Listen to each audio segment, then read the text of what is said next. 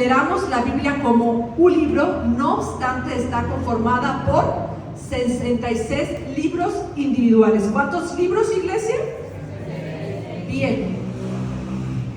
De los cuales el primero es, y el último, se la dejé fácil, no le dije. Y la Biblia se divide en dos secciones, la primera llamada y la segunda. Bien, ¿cuántos libros tiene el Antiguo Testamento? 39 libros. ¿Cuántos tiene el Nuevo Testamento? 27. ¿Quién escribió la Biblia? Desde el punto de vista humano, la Biblia es solo historia de hombres y fue escrita por no menos de 36 autores en un periodo de alrededor de 16 siglos, más o menos 1600 años. Pero lo más importante para recordar es que esos hombres escribieron bajo el directo control de Dios. Esto convierte a la Biblia en un libro inspirado por Dios. Dos citas bíblicas súper importantes que debes de tener en cuenta. ¿Sí fue escrita por hombres? ¿Te preguntan? La respuesta es sí. ¿Pero esos hombres fueron inspirados por sus emociones? No. ¿Inspirados por sus experiencias personales? No. ¿Inspirados por su vida personal?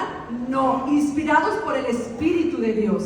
Y mira lo que dice segunda de Pedro, capítulo 1, verso 21. Tú conoces esta parte de la escritura, me voy rápido, quiero llegar a algo importante. Porque nunca la profecía fue traído por voluntad humana, ¿verdad? Sino que los santos hombres de Dios hablaron siendo inspirados por el Espíritu Santo. La segunda cita que quiero compartirte es segunda de Timoteo 3, capítulo 3, versos 16 y 17, dice de esta manera: toda la escritura, di conmigo, toda. No hay una parte que no, toda la escritura es inspirada por Dios y útil para enseñar, redarguir, corregir, para instruir en justicia, a fin de que el hombre de Dios sea perfecto, enteramente preparado para toda buena obra. Por eso el ministerio quíntuple, el ministerio del profeta, evangelista, maestro, pastor y profeta, no sé, ¿ya dije los 5? ¿Me faltó uno? No. Apóstol. Bien, apóstol, ¿ya?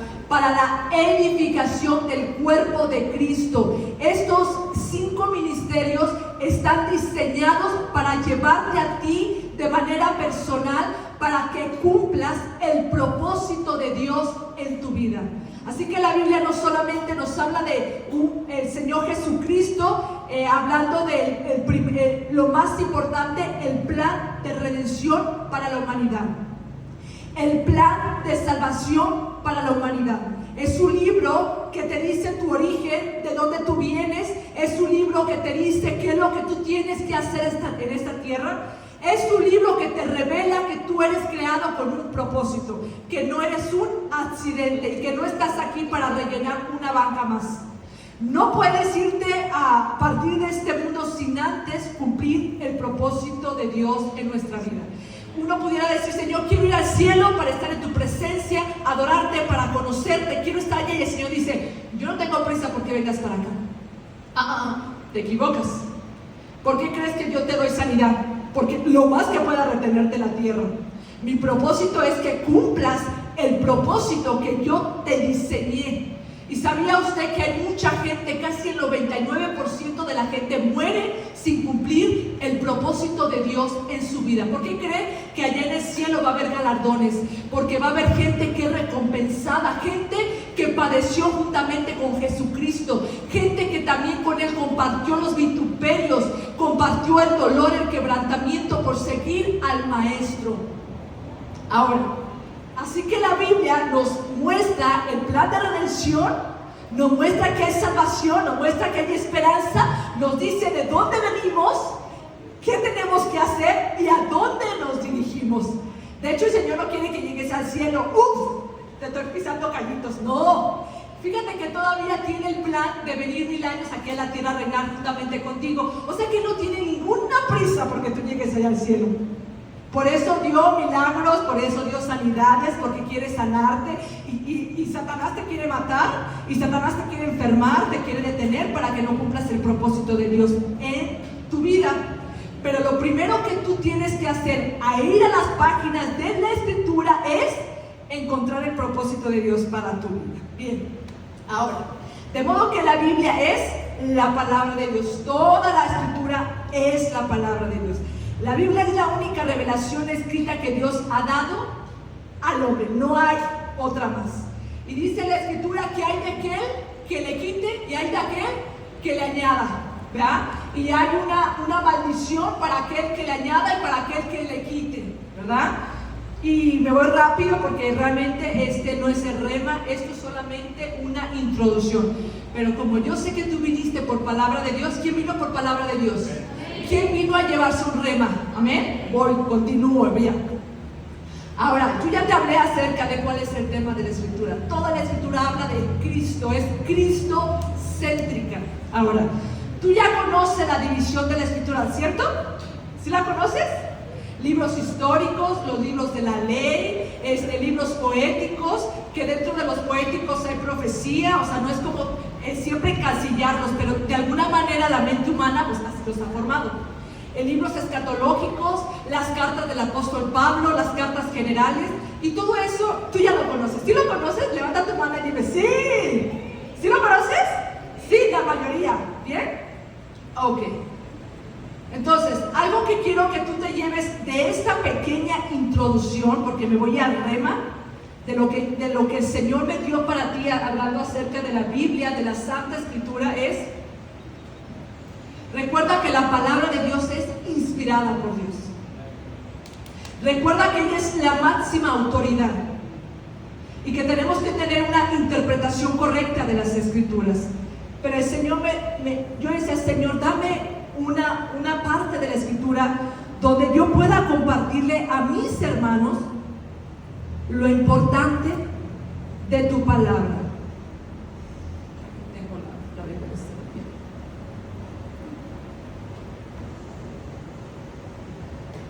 Y mira, quiero que me acompañes. ¿Traes tu Biblia? ¿Sí traes tu Biblia? ¿Sí?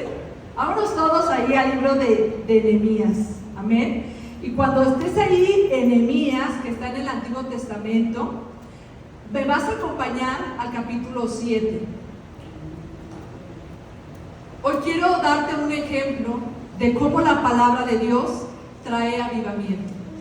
Todo depende desde la perspectiva donde tú la leas. En otras palabras, todo depende de la actitud que tú tengas frente a ella. Si tú tienes una actitud crítica, eso vas a recibir de la palabra. Si tienes una actitud de incredulidad, eso vas a recibir de la palabra. Si vas a la escritura con incredulidad, si vas a la escritura afanada, turbada, diciéndole al Señor rápido, porque, bueno, este es mi devocional. Si tienes una mente religiosa, tú le vas a decir al Señor, tengo 1 hora, 20 minutos de la palabra, este es mi devocional. En 20 minutos, Señor, háblame. Voy a ir a la palabra y tú me vas a hablar. El Señor te dice, no, así no vas a ir a mi palabra. Y mira, para llegar a esta parte de la escritura que está en el capítulo 7, ya lo tienes ahí en el capítulo 7, quiero darte un poquito de contexto. Voy a dar hasta donde el Señor me dé. De verdad que es un reto para nosotros los maestros, con el tiempo tan recortado, pero Señor, ayúdame con tu gracia y con tu favor. Tú conoces la historia del pueblo de Dios. Tú conoces cómo es que Dios les promete una tierra, les entrega esta tierra, y una vez que Josué los introduce a esta tierra, ellos comienzan un círculo vicioso. Y este es el círculo vicioso que la humanidad constantemente tenemos. Cuando nosotros estamos en contacto, en cercanía con la palabra de Dios, cuando nuestros deseos, nuestros anhelos, nuestros pensamientos se alinean a la palabra de Dios, el Señor es fácil dirigirnos. Pero en cuanto perdemos el contacto con la palabra de Dios, es fácil que nosotros nos distraigamos. Es fácil que nosotros caigamos en incredulidad. Es fácil que nosotros nos adaptemos a este mundo. Es muy fácil olvidarse de que Dios tiene un propósito contigo y de que tú tienes una tarea en Cristo, que tú eres el cuerpo de Cristo, que tú eres la novia de Cristo y que Cristo viene pronto por su iglesia. Es muy fácil. Y el círculo vicioso que había en el libro de los jueces era que el pueblo pecaba, se olvidaba de la ley, se mezclaba con otras naciones, se casaban con otras naciones, sus hijos, ellos mismos, entregaban a sus hijos a otras mujeres.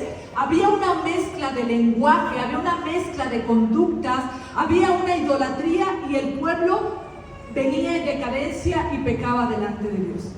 Y siempre después, en el círculo vicioso, el pueblo clamaba al Señor ya cuando ya no aguantaba y decía, esto es demasiado, porque el Señor mismo enviaba enemigos para poderlos traer opresión.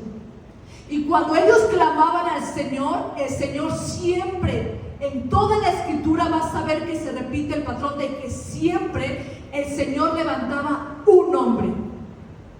Levantó a Moisés con su ayuda. A veces Dios te levanta con una serie de personas, en este caso de Moisés, Aarón. Pero siempre en la Escritura Dios levanta un hombre para traer avivamiento y para traer respuesta. Entonces el Señor levantaba a este hombre libertador, como lo ha hecho a lo largo de la historia y se sigue repitiendo en la actualidad. Y entonces este hombre lleno de Dios, lleno del Espíritu de Dios, lleno de la palabra de Dios, en sintonía con el lenguaje de Dios, en sintonía con el pensamiento de Dios, es una voz que clama. Y es una voz que dice, ¡hey, aquí! ¡Vamos para acá! Recuerden la ley. Recuerden que no se tienen que mezclar. Recuerden que estas cosas son abominación al Señor. Entonces siempre hay uno que grita, siempre hay uno que dirige. Pero en cuanto aquel libertador dejaba el pueblo nuevamente se desconectaba de la palabra de Dios, se desconectaba del pensamiento de Dios y volvía en decadencia. Y eso también pasó en el tiempo de los reyes. Y era un círculo vicioso. El Señor levantaba a profetas y entonces hablaba al pueblo la palabra del Señor y el mismo pueblo apedreaba a los profetas. El mismo pueblo mataba a los profetas porque les profetizaban cosas que no iban de acuerdo, les hablaban la palabra de Dios que no iba de acuerdo a sus deseos, a sus propios sueños, a lo que ellos querían, a su comodidad. O sea que no se alineaban con lo que ellos deseaban y les daban muerte. Y eso fue en el tiempo de los reyes. Pero llegó un momento que el pueblo de Dios en la tierra prometida, con todo su esplendor, con un templo hermoso, con un lugar muy hermoso, yo creo que casi se le quería parecer al reino milenial, como un tintelazo del reino milenial. El templo de Jerusalén, el templo que Salomón construyó, un tintelazo tan solo de lo que realmente Dios quiere traer a la tierra.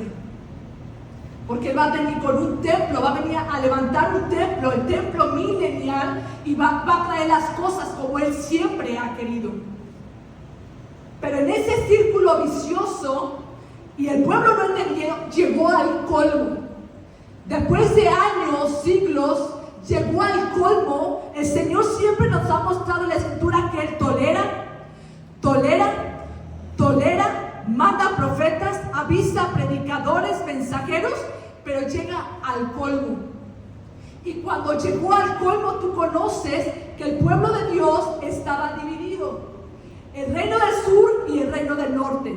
Y primero trajo juicio con el reino del norte. Y el reino del sur vio lo que le pasaba a su hermana y aún así se ensañó. Por un tiempo quiso caminar bien, pero se ensañó a hacer lo malo y el Señor los llevó cautivos a una tierra que se llamaba Babilonia. Ese es tu Dios. Ese es tu Dios. Y no quiero que pierdas esto de vista. La palabra de Dios es lo más importante. Ella te dice cómo ser como padre. Ella te dice cómo te debes de vestir. Ella te dice qué debes de escuchar. Ella te dice qué música debes de escuchar. Ella te dice cómo te debes de comportar, cómo tienes que hablar, qué puedes tomar y qué no puedes tomar. Ella te dice si es bueno tomar refrescos, si es bueno tomar agua. Ella te instruye. Ella me dice cómo pensar. Ella me dice cómo actuar. Daniel tuvo la oportunidad de mezclarse con Babilonia, de cambiar su alimentación, de cambiar su lenguaje, de conocer la lengua babilónica, de pensar como los babilonios, pero él se rehusó. Y él dijo, no me voy a adaptar a este siglo. No te puedes adaptar a este mundo. ¿Sabes qué pasa cuando te alejas de la palabra de Dios? Eso que tú conoces como el Antiguo Testamento, el Nuevo Testamento, tales libros, tales de acá, toda la escritura es inspirada por Dios y es útil para redarguir, para enseñar. Todo eso que tú conoces, si tú no lo aplicas a tu vida, si tú te pierdes esa brújula y esa dirección, es fácil que te contamines.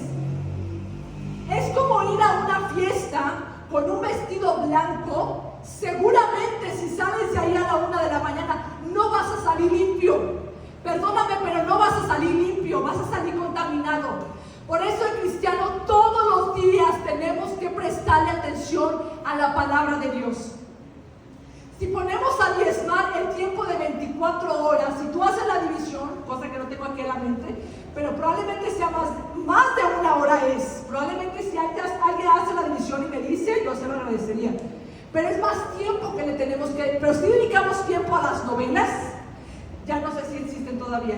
Si le dedicamos tiempo al Face, si vamos a la escuela, que es bueno trabajar, pero recuerda que es tan fácil, poco a poco, como decía el pastor Iván Méndez, ir introduciendo a tu templo poco a poco. La mudanza no llega de una vez y para siempre. O sea, la mudanza no llegó con todos los mercaderes, con todos los cambistas, no. Fue paulatinamente. Y lo que te quiero decir, iglesia, es que nosotros tenemos que alimentarnos de la palabra del Señor. Nosotros tenemos que ir a ella para pensar como ella piensa. Tenemos que alinearnos al pensamiento, a la conducta que el Señor... No quiero parecer demasiado religiosa. Para mí esto es como un deleite y un placer. Pero así es de esta manera. Mira, y quiero ubicarte rápidamente. Aquel pueblo de Babilonia, aquel pueblo que estaba cautivo, llegó un momento en que fue liberado. Llegó un momento en que los propios reyes, el propio rey Ciro, que en aquel tiempo estaba reinando, dio el decreto y dijo, pueden regresar a su tierra. Ahora pueden regresar y pueden poblarla, pueden levantar, reedificar las murallas. Un hombre llamado Nehemías, di conmigo Nehemías, llegó a su mente, porque él era hebreo, él era judío, y llegó a sus oídos la condición de Jerusalén. Y le dijeron, mira, el lugar de donde tú eres, las ruinas, todo está abandonado, todo está desolado, está como quemado. Tal vez pudiera haber visto, no sé, yo estoy aquí pensando, alguna que otra familia pobre ahí con un jacalito, pero todo está desértico. Aquella esplendor, aquella gloria de nuestro Dios, ¿por qué nos castigó por nuestro pecado, por nuestro desvío? Teníamos su ley, teníamos su palabra y decidimos ir totalmente en contra de su palabra. Y nos olvidamos de sus decretos, de su ley, de sus mandamientos.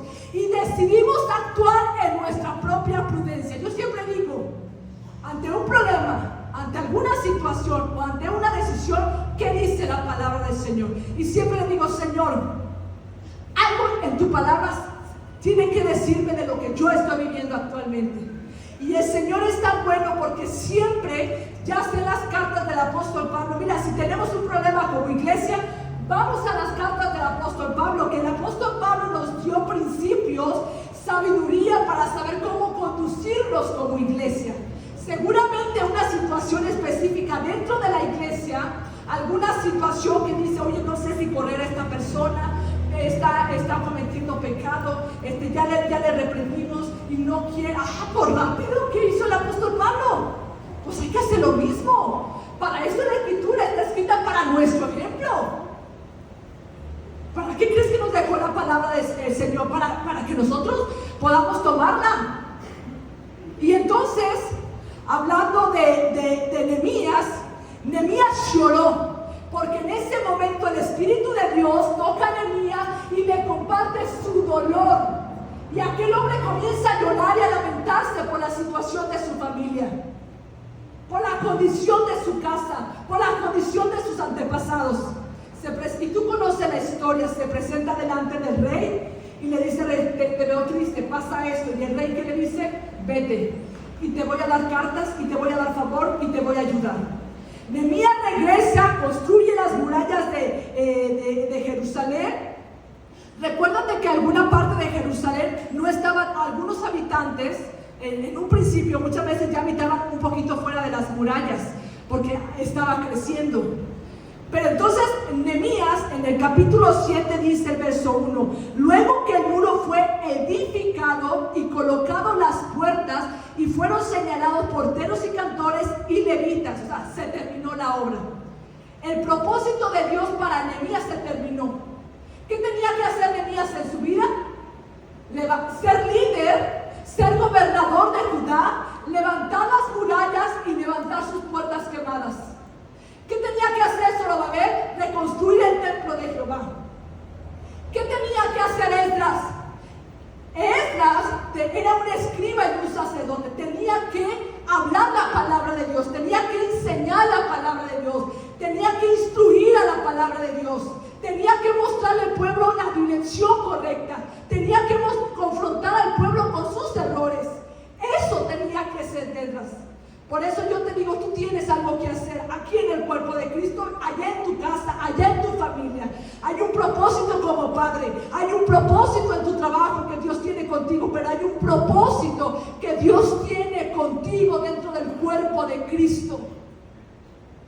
Pero es fácil vivir una vida carnal, es fácil vivir una vida y se nos hace fácil servir a Dios en una vida carnal, y eso no puede ser así. Pero mira, Nehemías construye, se termina, pero eso no es suficiente. Di conmigo, eso no era suficiente. Nosotros pudiéramos tener un templo hermoso, nosotros pudiéramos tener un lugar hermoso. Eva, yo conozco lugares hermosos, yo conozco lugares, wow, no está la presencia de Dios. Hay lugares hermosos donde la presencia de Dios está. Eso efectivamente también existe.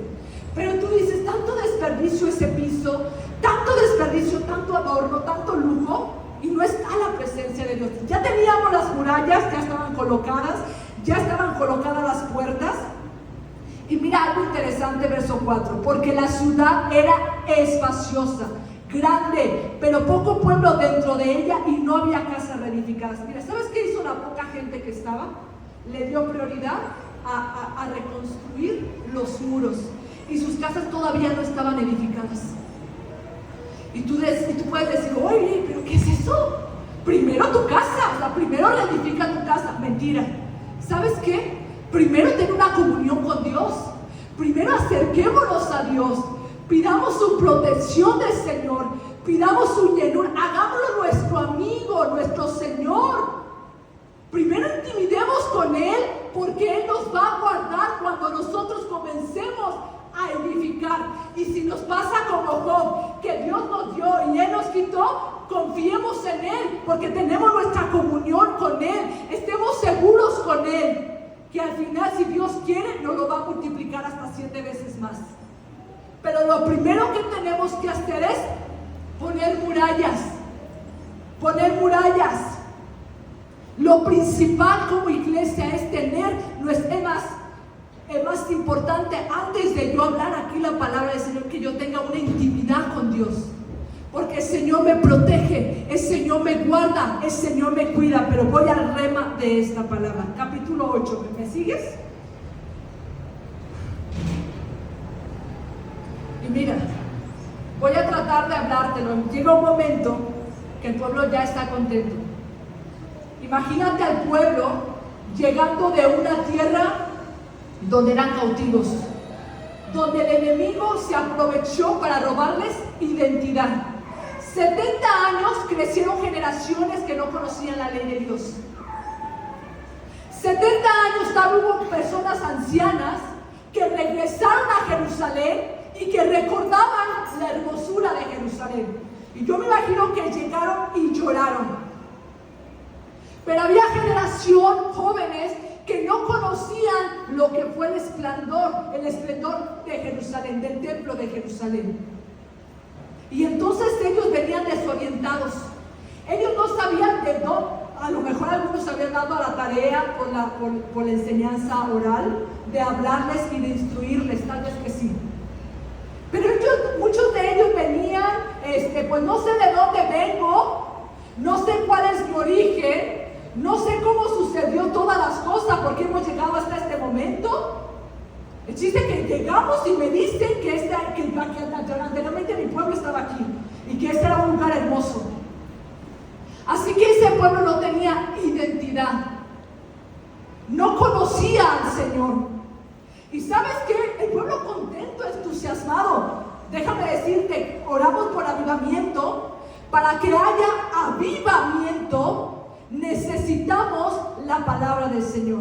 Porque no podemos ir con nuestra, yo tengo una idea, yo tengo una opinión, yo pienso que así debería, no. Y Dios estaba preparando una persona. Allá en la cautividad el Señor estaba dándole instrucción a un sacerdote, a un escriba, a un doctor de la ley, a uno que se estaba preparando para un tiempo determinado. ¿No será que el Señor quiere que tú te metas a la Escritura? ¿No será el Señor que quiere que tú conozcas la sana doctrina? ¿No será el Señor que quiere que tú conozcas los fundamentos de tu fe y que nada te mueva? Y que de repente no andes allá en el mundo.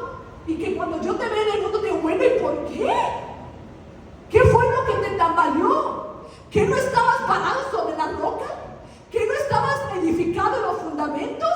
¿Y ahora por qué andas con aquella secta religiosa falsa? ¿Y ahora por qué andas en aquella religión falsa? ¿Que no conoce la palabra del Señor? ¿Que no conoces los fundamentos? ¿Y sabes qué hizo el pueblo? Le dijo a Esdras, el sacerdote y escriba de la ley, por favor, léenos la ley. Queremos escuchar la ley. ¿Y sabes qué hizo aquel pueblo? Dice la Escritura. Tanto mujeres como niños apenas tenían entendimiento, hombres, mujeres y niños, desde el alba, desde el amanecer hasta el mediodía. ¿A qué horas amanece, iglesia? ¿Como a las 7? ¿O como a las 6? Ya a las 6. De las 6 de la mañana al mediodía, ellos escuchaban la palabra del Señor. Y tú y yo le ponemos un tiempo al Señor cuando vamos a nuestro devocional privado. Haces 1 hora y no te puede pasar más de esa hora. Y vas a prisa. Y el Señor dice, pues así, una cita a prisa. A ver, tú tienes una persona, o que tu novio, tú le digas a tu novio, a tu pareja, o no sé, si cuando fuiste novio, oye, tengo 1 hora exacta, cuenta a partir de ahorita. Pues ¿sabes qué? Quédate en tu casa, yo no tengo ganas de estar contigo. O sea, si tú me vas a darme un tiempo, yo no estoy interesada en intimidar contigo. Y aquellas personas, que me quiere decir que para recibir la palabra de Dios, para lograr que el Espíritu de Dios realmente me hable, hay condiciones. Yo puedo ir a la palabra de Dios y puedo leer la palabra de Dios como historia. Y tú la lees como historia y tú dices, ya no se me olvidó. Ya no sé ni de quién habló. Hay un problema. Tienes que meditar y que realmente tú tengas la necesidad y el hambre de Dios. Aquel pueblo estaba atento y estaba diciendo, háblanos, dirígenos, enséñanos. Y dice que aquel pueblo se postró, adoró, se levantó, escuchó. Los sacerdotes que estaban con Esdras, los levitas que estaban con Esdras, les enseñaba la Escritura con detalle, les interpretaba la Escritura con detalle para que ellos aprendieran. Y ellos, ¿sabes cuál fue la respuesta de ellos cuando se enfrentaron a la palabra? Quebrantamiento. Cuando tú pasas la Escritura, una de las cosas que debe de haber en tu vida para ver que realmente tu meditación en la palabra fue eficaz, te voy a dar el primer punto, hay un quebrantamiento. Y dice la Escritura que ellos comenzaron a llorar. Y dice que ellos al escuchar se entristecieron, como qué tan desviados estábamos. ¿Cómo fue posible que nuestro proceder de nuestros antepasados y también de nosotros fuera ese? Nos desviamos totalmente de la voluntad de Dios.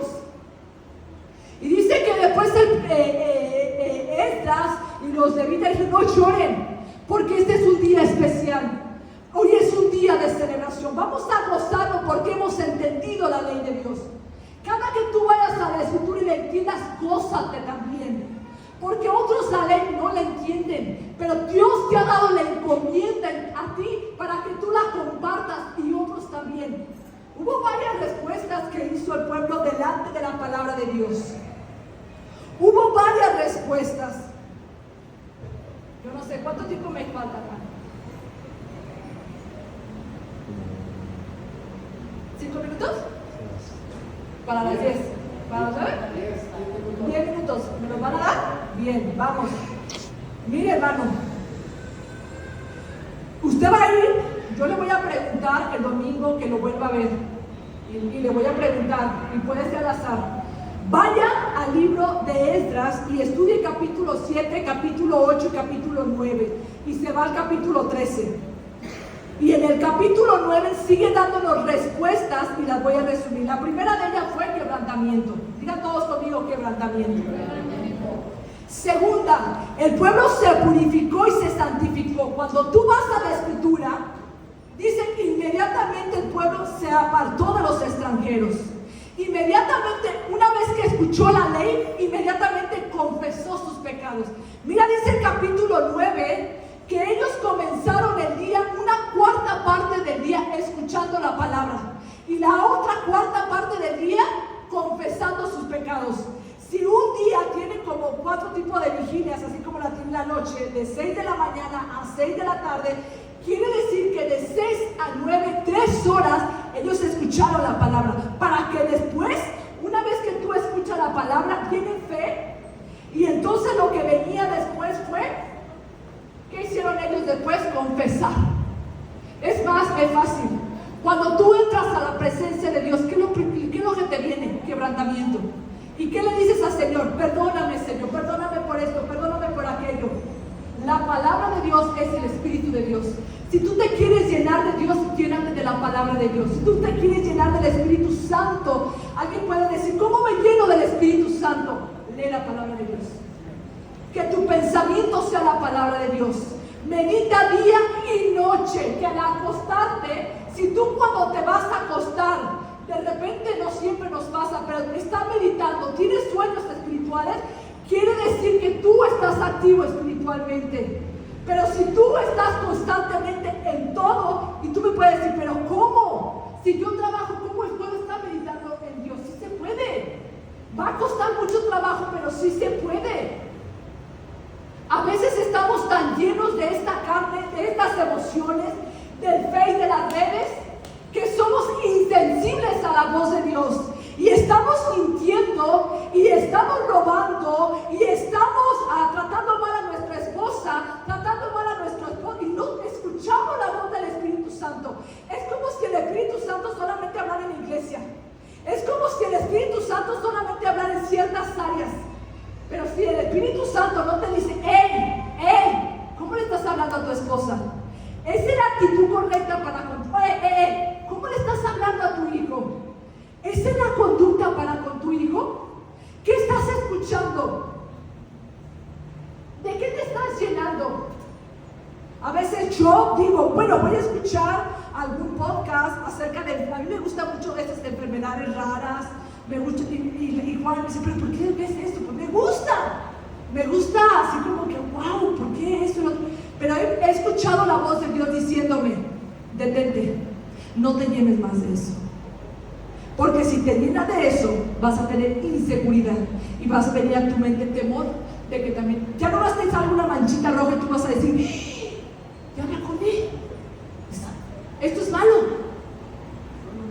Si tú no alcanzas a discernir la voz de Dios cuando estás en tu escuela, en tu examen, lo digo para los jóvenes, y si tú no sientes a Dios diciendo, ¿qué estás haciendo? Si tú se te hace fácil sacar tu celular, tu acordeón, iglesia, tenemos que ser sensibles. Por eso la respuesta de este pueblo fue purificarse, santificarse, confesar. Cuando no tengas, ¿sabes por qué la iglesia no quiere adorar a Dios? Porque no está conectada a la palabra de Dios. Porque no tiene conocimiento, no sabe quién es su Dios. no conoce no ha leído Ezequiel cuando el profeta Ezequiel, sí, cuando la manifestación de la gloria de Dios para Ezequiel. No ha leído Isaías, no ha leído Apocalipsis, la revelación, cómo se le presentó a Juan, al apóstol Juan. Tu Dios es grande, tu Dios es maravilloso, tu Dios es poderoso, pero cuando carecemos de la palabra no podemos adorar. Es más, no sabemos qué decir. Si no conocemos los salmos, no vamos a saber qué decir. Ni siquiera le vas a poder decir, porque no conoces esta parte de la escritura que dice: alma mía, adora a Jehová tu Dios. No la vas a poder decir. Ahora, te digo cuál es el problema de por qué no sales de la situación en la que te encuentras. Porque tu mente está llena de muchas cosas. Porque llega a darte flojera la palabra de Dios. Llega a darte flojera la adoración. Y yo no sé cómo le vas a hacer allá en el cielo, porque eso es lo que vamos a hacer. Un predicador dijo que la vida del cristiano es rutinaria. Yo lo creo. Adorar, alabar, predicar, enseñar, ministrar, testificar, orar, leer la Biblia, adorar, ministrar, trabajar. Es rutinaria. Necesitas encender tu altar. Y tu altar se enciende a ponerle leña. Y al ponerle leña es conectarte con la palabra de Dios. Estás acostumbrado a hacer tu vida a tu manera. Pero vea la palabra de Dios y vas a comenzar a ver lo que va a venir para las personas que no han querido caminar con Dios verdaderamente. Mira, hay cosas que van a suceder que yo no quisiera experimentar. No tengo miedo de eso. No tengo miedo de lo que va a venir a este mundo. No tengo miedo de que un día Dios me lleve. No tengo miedo de morir, ni tengo miedo de la muerte, porque yo sé en quién he creído. El Espíritu Santo que habita en mí me da testimonio de que pase lo que pase, suceda lo que suceda, tenga que enfrentar una enfermedad, tenga que enfrentar una situación con mis hijos, tenga que enfrentar una crisis económica, lo que tenga que enfrentar. Si yo estoy con Dios, en este momento difícil, lo único que sé es que me voy a llenar de la palabra de Dios. Y le voy a decir al Señor, yo me acuerdo de Job. Lo que vivió Job no se parece, no se compara nada a mí, Señor. Pero él resistió hasta el final. Tuvo sus errores, tuvo sus detalles, pero aún así, Señor, él se aferró a ti y él esperó al Redentor. Aún en su dolor, él esperaba a su Redentor. Él clamaba algo dentro de él, sabía que venía Jesucristo. Iglesia, despierta. Lo que te estoy diciendo es que la Biblia es nuestra brújula, la Biblia es nuestra dirección. La Biblia te dice de dónde vienes, cuál es tu naturaleza, quiénes son tus enemigos, a dónde vas. La Biblia te dice que Dios tiene un propósito contigo. La Biblia te dice que tu vida es corta, que es como humo, que tienes que aprovecharla. Yo me acuerdo cuando era una niña y cómo ha pasado el tiempo. Yo me acuerdo cuando era una adolescente, ya soy una adulta, estoy a la mitad del camino, estoy a mitad de la vida, solamente me queda casi la mitad, le digo al Señor. Y yo le digo al Señor, tú en 3 años hiciste algo, Señor, yo también quiero hacer algo. Tú tienes un propósito para cada uno de nosotros. Iglesia, ¿qué te digo? No te desvíes de la palabra. Cuando vas a la palabra de Dios, y con esto concluyo, hay mucho más. Pero si tú conocieras la palabra de Dios, tú pudieras orar. Ellos no sabían orar, pero inmediatamente que escucharon todo ese tiempo, tú ponte a leer la oración que hicieron en el capítulo 9. ¿Y sabes qué hicieron estas personas? No, hombre, citaron la escritura desde Abraham. Le dijeron al Señor, tú le dijiste a Abraham que saliera de Ur de los caldeos. Tú le prometiste una tierra. Señor, levantaste a Moisés. Le hablaron del desierto, de las maravillas, del mar rojo y de los reyes. Y reconocieron su falta, su culpa, que mataron a los profetas. Y esta es la oración eficaz. La oración eficaz es la que va de acuerdo a la palabra de Dios. Es la que tú le dices al Señor, aquí estoy, Señor. Aquí está mi cuerpo. Tu palabra dice que mi cuerpo es templo del Espíritu Santo. Tú habitas dentro de mí. Yo soy parte de tu iglesia. Yo soy parte de esa herencia. Yo soy parte, Señor. Yo soy ese olivo, Señor, que fue injertado al olivo original. Te doy. Y el Señor dice, a mí le está dando mi lenguaje. Y la oración es diferente. Termino. Vas a tener que leer estos capítulos, vas a tener que tener hambre por la palabra, para que tú veas qué importa. Y cuando Nehemías un ratito se desvió, el pueblo otra vez se corrompió. ¿Por qué? ¿Por qué crees que existe el pastor? ¿Por qué crees que existe el profeta? ¿Por qué crees que tienes que venir a la iglesia el domingo, el martes? ¿Por qué crees, iglesia? ¿Por qué tú crees? Porque si no te desvías, te desenfocas, y el Señor te dice, aquí estoy, yo soy tu dirección, yo te puedo ayudar. Ponte de pie, iglesia. Termino con una oración rápida, ¿sale?